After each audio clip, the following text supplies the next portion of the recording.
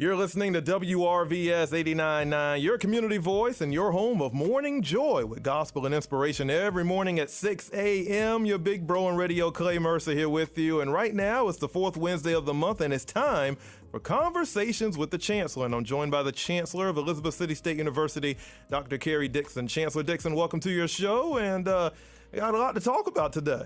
Yes, thank you, Clay. Excited about this opportunity to talk to your listeners and really, hone in on the fact that, this is a time that we have to focus on family and doing the right thing and staying healthy and safe.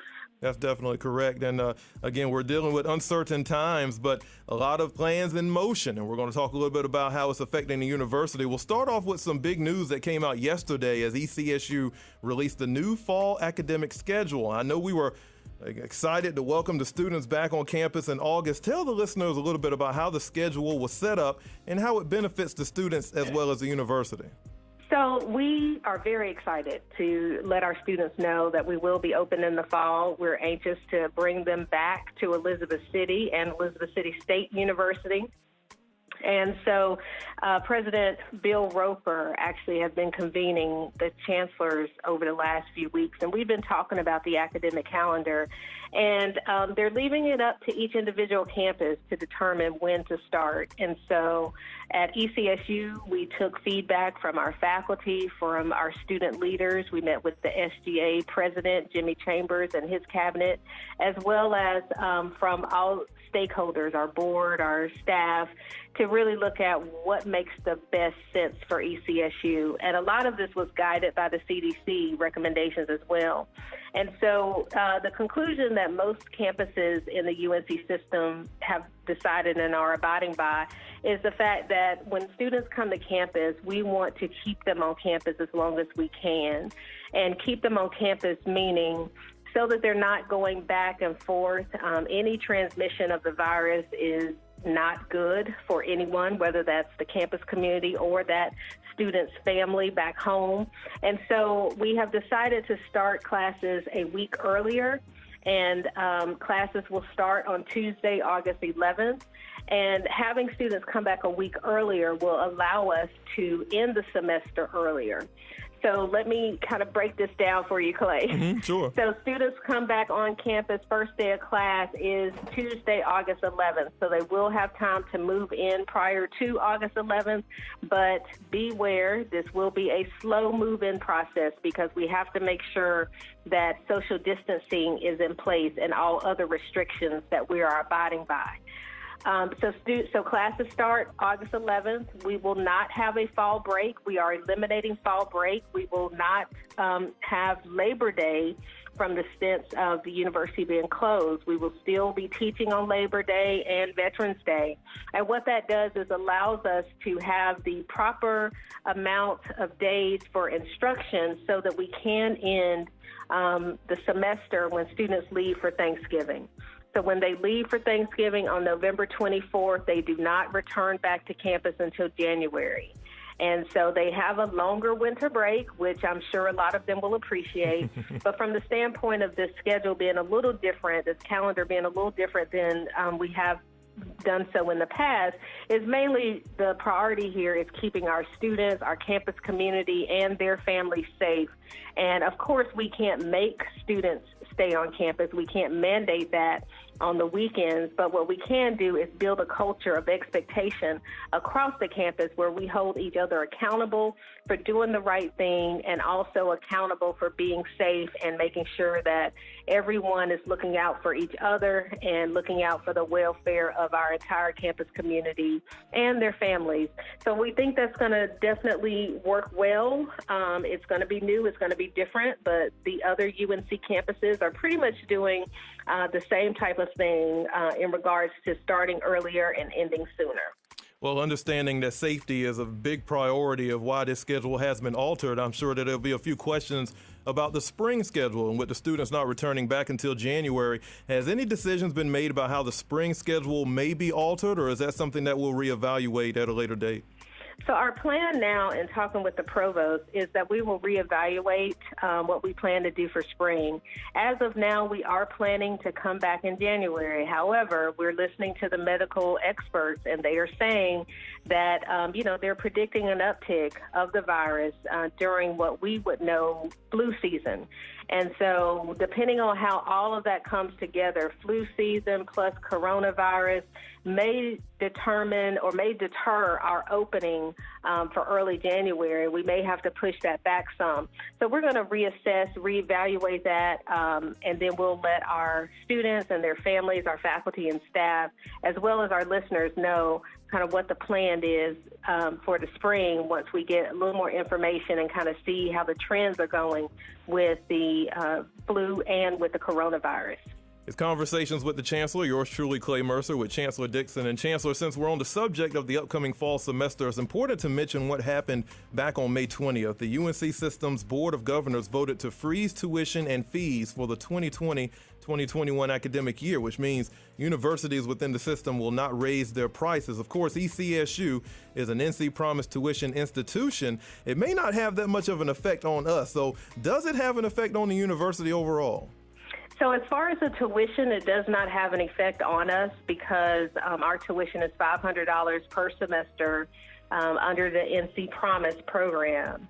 However, the fees, we were expecting an increase in some of our fee areas, our student fee areas, and, fees typically go towards support of our auxiliaries and other things. Mm-hmm.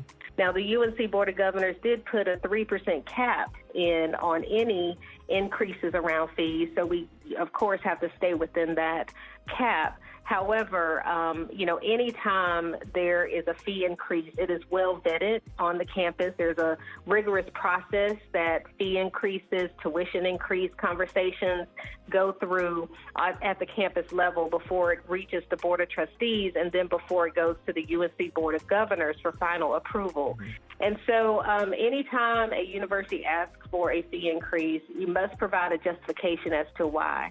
In most cases, fee increases help the universities do some of the things that we want to do on the auxiliary student services types of things that we can do to make the experience much better. So without the fee increase this year, yes, we're going to have to make some adjustments, but it's not going to be anything detrimental to the student experience from the standpoint of students noticing anything different from what they experienced last year. So we'll mainly be operating off the budget we had last year. So with that said, because we are in a pandemic, we also know that the university will be saving some money as well because there are certain things that we just will not be able to do. Just like, for example, this past spring, we could not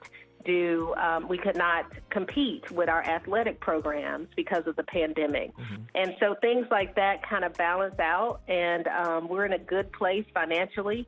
And so we're happy to, be in that place, and we want to continue on. And we know that the parents and our students are experiencing some of them hardships during this time of the pandemic. And the Board of Governors wanted to do the right thing and wanted to do the right thing for our students across the entire system.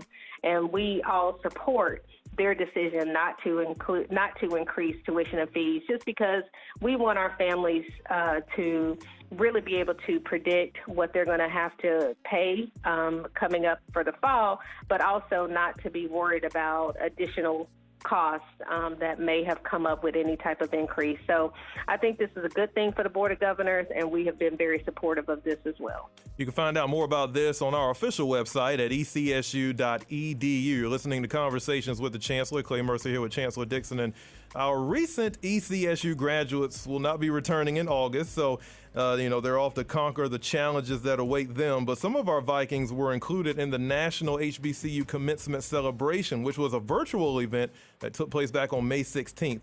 What are some of your thoughts on the presentation, and How can we use this event to enhance our efforts to celebrate our graduates coming up in August? Well, it was an outstanding event. I was very impressed with how they were able to put together this national virtual commencement ceremony and the support that they were, that they gathered from celebrities and others who just have such a strong interest in HBCUs and in celebrating our class of 2020 graduates in general. And I actually spoke with the president of the Thurgood Marshall Foundation, Dr. Harry Williams, just a couple of days ago, and he was ecstatic by the number of views. Millions of people tuned in to this virtual commencement, and they didn't know initially how well it was going to go, but they were just blown away with the number of people that participated. And we were excited to be a part of this. ECSU was featured. I gave a short little remark to the graduating seniors at ECSU during this virtual commencement, and it gave all of us an opportunity just to say thank you to our seniors and congratulations on behalf of the entire Viking community. So it was nice for them to be able to do that. But we are planning still at this point to have our in-person graduation ceremony of our seniors and celebrating them on August 22nd.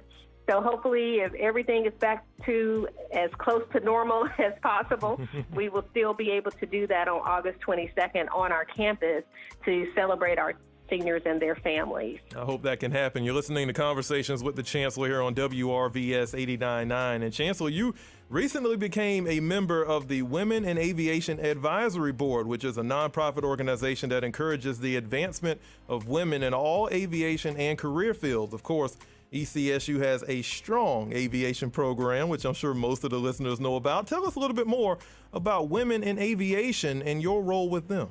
Sure. I was absolutely surprised, shocked, whatever adjective you could use, Clay, when I received a phone call from Secretary of the U.S. Department of Transportation, Elaine Child's office, to offer me a seat on the National Women in Aviation Advisory Board. And so this is a 30-member board, and it is chaired by the former U.S. Air Force Secretary and current president of the University of Texas at El Paso. Heather Wilson is the chair. And we have not met yet as a group because the announcement just came out as far as the appointments that were made to this board. But it is quite an honor to be a part of this impressive board. And so it's a new board. It's good that there is interest across the country in women in aviation.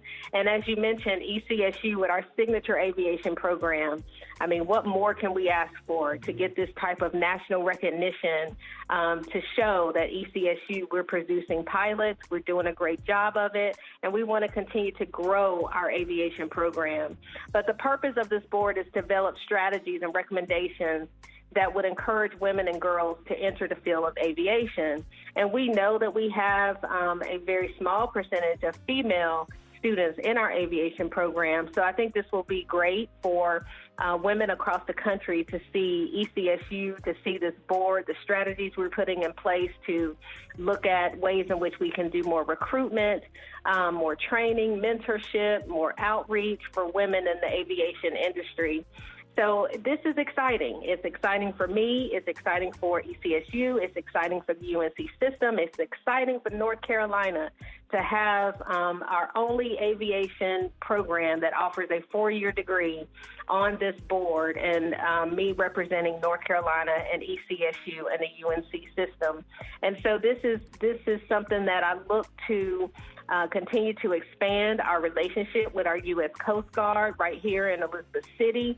And also just being a part of this board can elevate aviation at ECSU in North Carolina, and that's what we want to see happen. I think the future is bright for the program, and of course I'm sure there are a few ladies out there who may be listening and they may be interested in the aviation program here on the campus. You can always find out more about that department as well as all of the others online at ecsu.edu. Chancellor, I can't let this one get away, as I want to make sure we bring awareness to the recent awards received by the university. ECSU received 4 platinum awards at the HBCU Grow Lead Conference 2020, including recognition as the most military friendly. They also awarded you personally with the Platinum Leadership Award for your work as the Chief Executive Officer. Your thoughts on receiving these honors?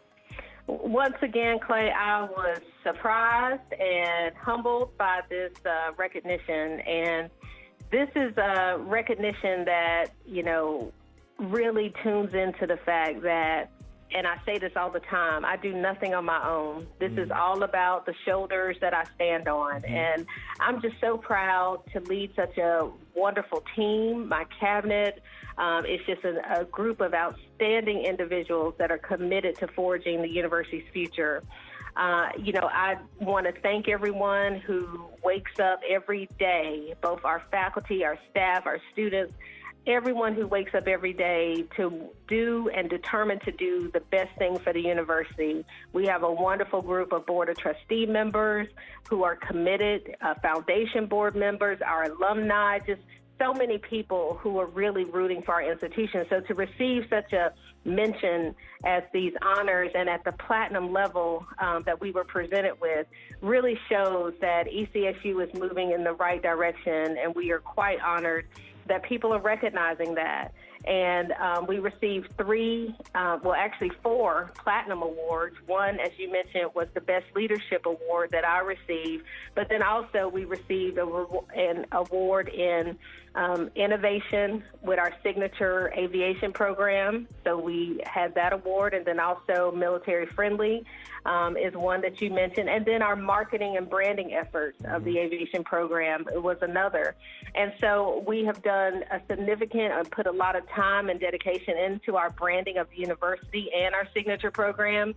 And we are just delighted that HBCU Grows recognized that and wanted to honor us. And I hope that more and more people continue to recognize us, Clay, because we're working hard and we want to see this institution sustained in a way that it continues to educate the people of northeastern North Carolina as well as the entire state and beyond. That is definitely what we're hoping for. And I want to quickly say hello to everyone who's listening, whether you're on the radio or whether you're listening on our YouTube channel. Thank you for listening to Conversations with the Chancellor. And staying on the topic of leadership, the ECSU Athletics Department presented their virtual press conference to announce the selection of the new women's basketball head coach, Tynesha Lewis. And Coach Lewis seems excited and ready to lead our Lady Vikings to success. I'm sure you're just as excited to see what the future holds. I am very excited, and Coach Lewis has already started getting things done, and that is very encouraging and very exciting to see. I've spoken to Coach Lewis a couple of times. I know she's looking for a place to live in Elizabeth City, and she's ready to make that transition here. And so we are excited about what she's going to bring to the program. We were impressed, and I have to say it was a very competitive pool. We had over 64 people apply for this job, and so she, rose to the top, and we were delighted. I mean, she's committed to what happens inside the classroom, and she's committed to what happens on the court. As you may have known or noticed, that she has 4 degrees herself, 2 bachelor's degrees and 2 master's degrees. So she understands how important the classroom is to student success of our, and also how that impacts our student athletes. And so her commitment, her time, 6 seasons in the WNBA, I mean, that's huge. That's something that our women, our community, our girls in the community can look up to. And I know she's going to bring some of her friends to the campus, and we're going to be able to do some really exciting things around the women's basketball team. And she's met with the team that we have in place now, and she's talking to them. She's talked to each one of them and their parents, which I thought was wonderful. And I've already heard from a couple of parents that just thought that that was just the best thing that she could have done is reach out to them very early and get to know them. And that was something they really appreciated about her. So we're excited to have her at ECSU, and we're excited to see what she's going to do and how she's going to really push our women's basketball program forward. I agree. I can't wait. Basketball season can't get here fast enough for me. You know how excited I get around that time. So it should be a real fun time in the Vaughn Center, outside of the Vaughn Center. Can't wait. And if you want to see more of this story, you can find it online at ECSUVikings.com. It's Conversations with the Chancellor. Yours truly, Clay Mercer, here with ECSU Chancellor Dr. Karrie Dixon. And another bit of good news for the university arrived last month as Moody's Investment Services issued a new stable credit rating for ECSU. Chancellor, what does this rating mean for the university? This is a big deal for the university, and I tell you, we were, just like all other institutions within our system and beyond, we're very concerned about the Moody's ratings and how those were going to be impacted by the pandemic. So if there's one thing I could say that I was losing a little sleep over at night is what would they say in regards to our rating, because what we did not want is for us to go backwards to a negative rating, which is where we were when I first arrived here to ECSU. Last year was our first year in a while that we had a stable rating. So I wanted to, of course, maintain that stable rating.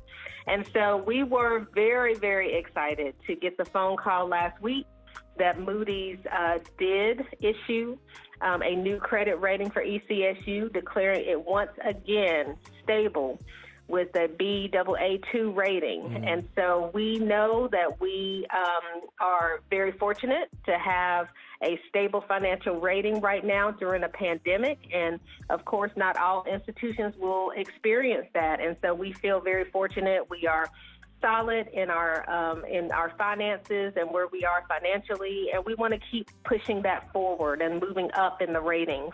And so we have a new CFO, Lisa McClinton, has joined us from UNC School of the Arts, and she's our new CFO, and we're excited to have her on board.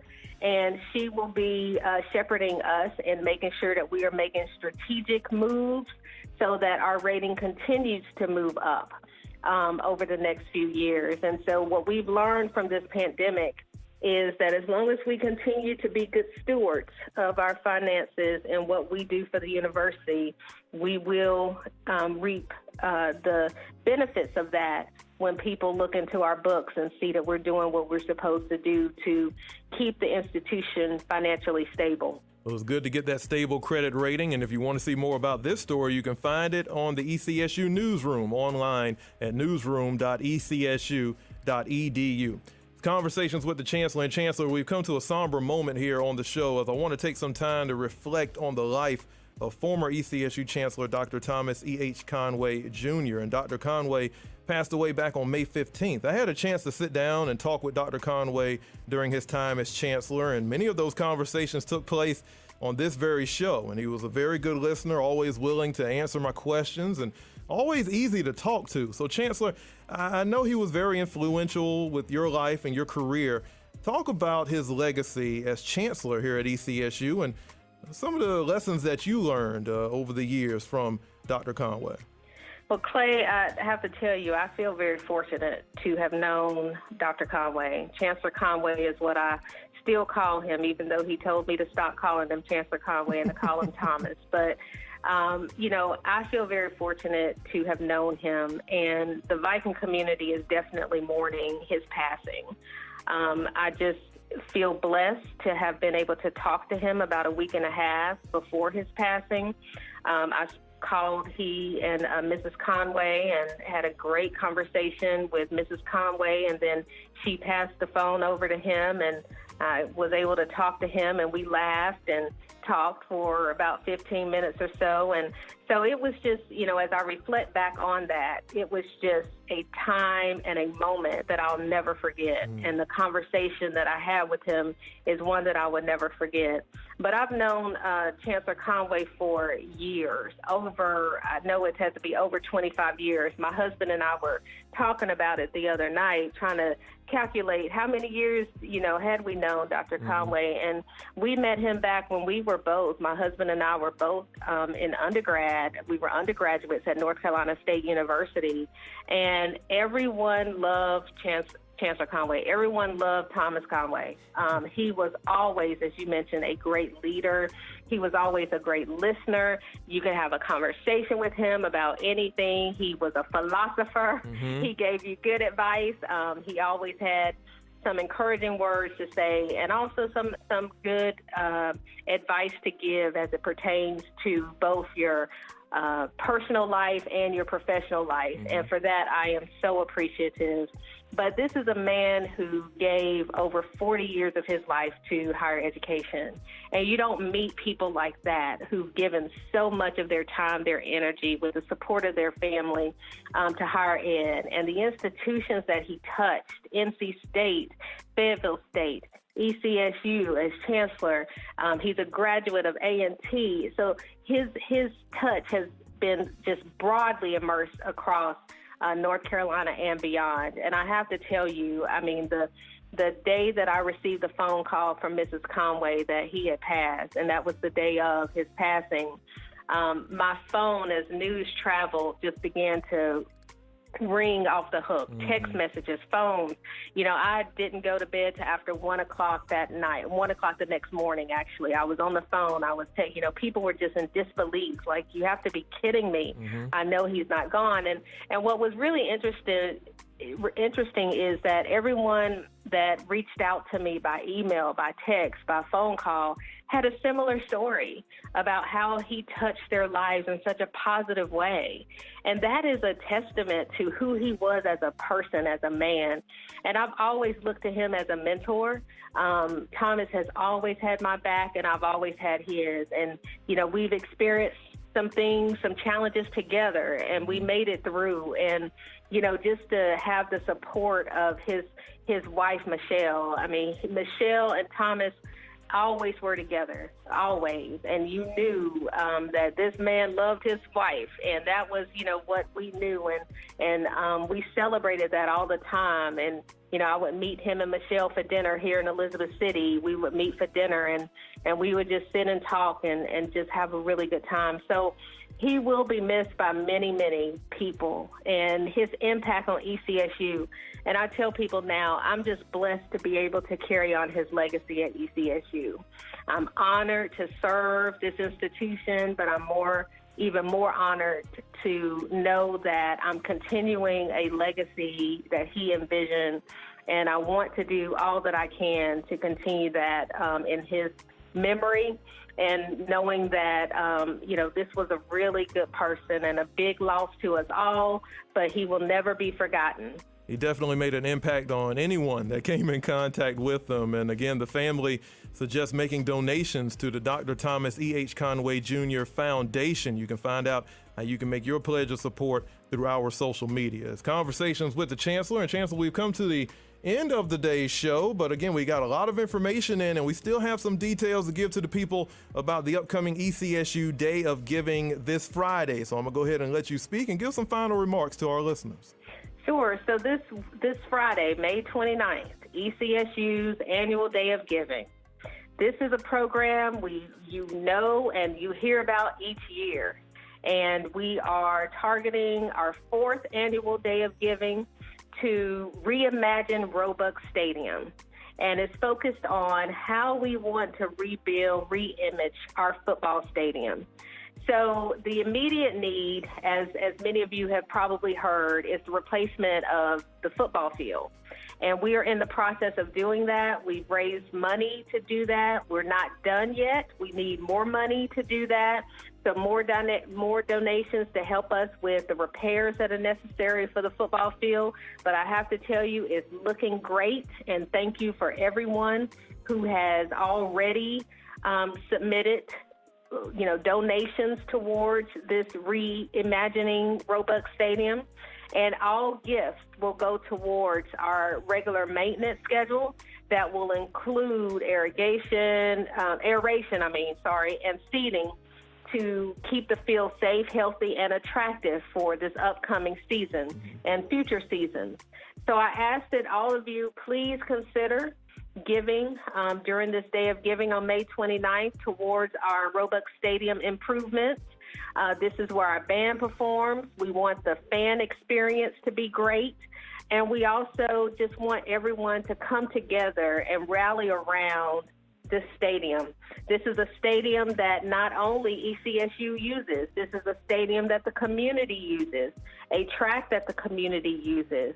And we want to make sure that it is well, it is safe, for our community to come out and watch games, to walk the track in the evenings, as we see many people doing. And we just want an overall great experience for our fans, for our community, and for the ECSU Vikings. So please don't forget, we need your investment in our great university. And I am inviting all students, alumni, employees, community, and regional stakeholders and Viking supporters everywhere to join us on May 29th. We appreciate every gift. No gift is too small. We need every gift, and we appreciate every gift ahead of time. So please do take out your checkbooks, credit cards, whatever you need to, in order to help us do what's necessary to provide a great experience. Together, all of us can make a difference. And so we appreciate you ahead of whatever you plan to do to help our great university, the Elizabeth City State University. Viking pride, Viking pride, Viking pride. You've been listening to another informative edition of Conversations with the Chancellor. And again, if you want to catch up on this and past shows, you can always go to the WRVS 89.9 YouTube channel and listen in anytime you wish. Chancellor Dixon, as always, thank you for making this happen and informing the public and the listeners. And I look forward to catching up with you next month. Wonderful. Thank you, Clay. And to the listeners, thank you for your continued support of Elizabeth City State University. We can't do this without you. We don't plan to do it without you, but I know the greatness we can do if we all are in this together. So thank you so much.